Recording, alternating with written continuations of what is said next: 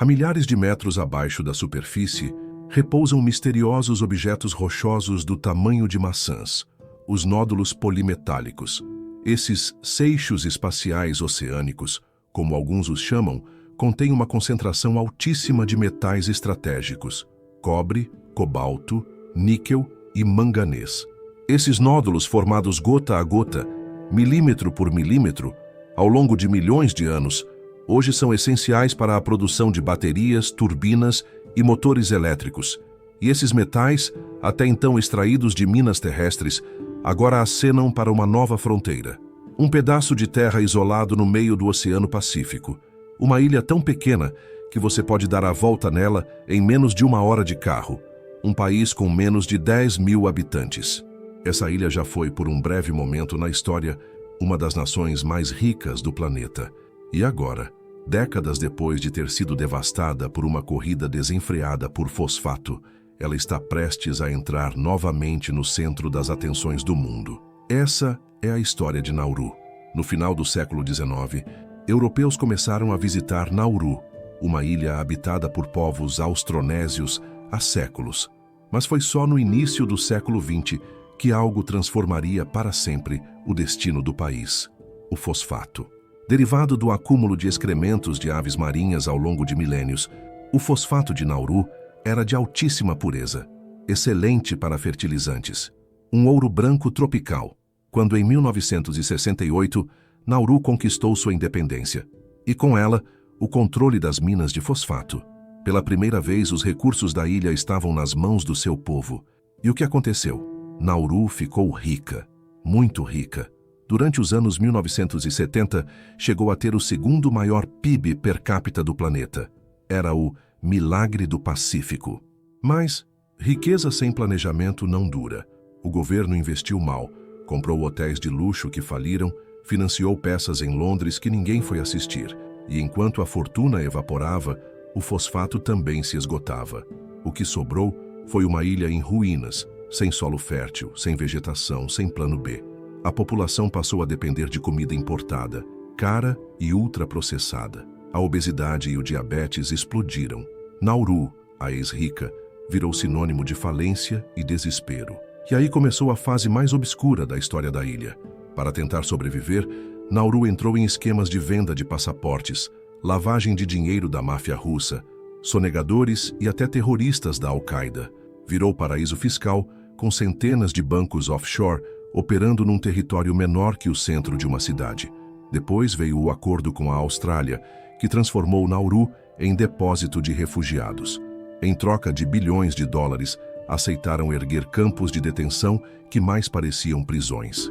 As denúncias de abusos se multiplicaram, mas o dinheiro continuava entrando. Era isso, ou nada. Porém hoje, no fundo do oceano, vislumbrou-se uma nova chance de redenção: os nódulos polimetálicos. A formação começa com uma partícula central, que pode ser um pedaço de concha, um dente de tubarão ou até um fragmento de rocha. Ao redor desse núcleo, camadas de óxidos de ferro e manganês vão se agregando, como se o tempo estivesse esculpindo um tesouro metálico. Esses nódulos não estão espalhados aleatoriamente pelo oceano. Eles se concentram em áreas específicas, principalmente nas chamadas planícies abissais, regiões entre 3.500 e 6.500 metros de profundidade, onde a sedimentação é lenta e constante. A maior dessas áreas fica no Pacífico, entre a costa oeste do México e o Havaí, numa faixa conhecida como Zona de Fratura Clarion-Clipperton. Essa região cobre uma área do tamanho da Europa. São bilhões de nódulos polimetálicos. Em algumas áreas, eles são tão abundantes que cobrem mais de 70% do fundo do mar.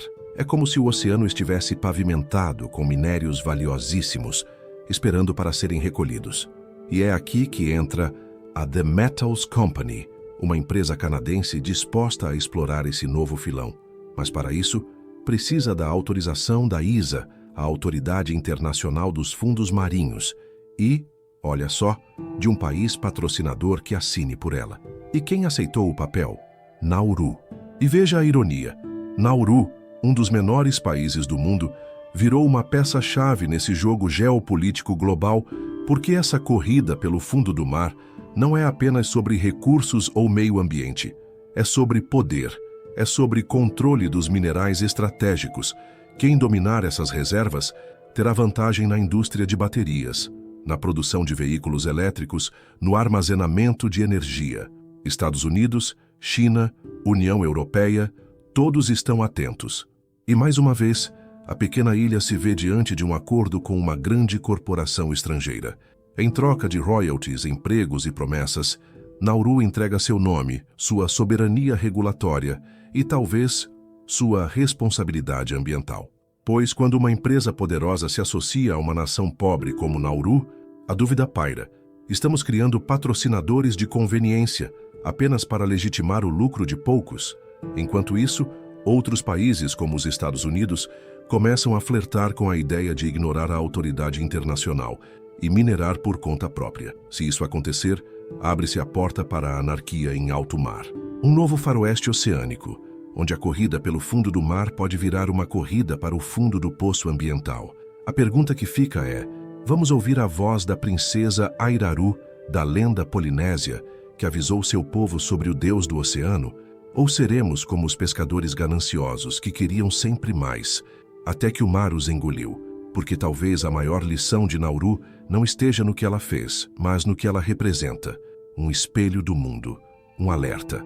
Uma pequena ilha no silêncio do Pacífico, nos lembrando que as escolhas que fazemos, ou deixamos que outros façam por nós, definem nosso futuro. O fundo do mar é talvez nosso último grande território selvagem. E se a humanidade decidir explorá-lo em busca de lucro e progresso material, que o faça com total consciência do que está se perdendo.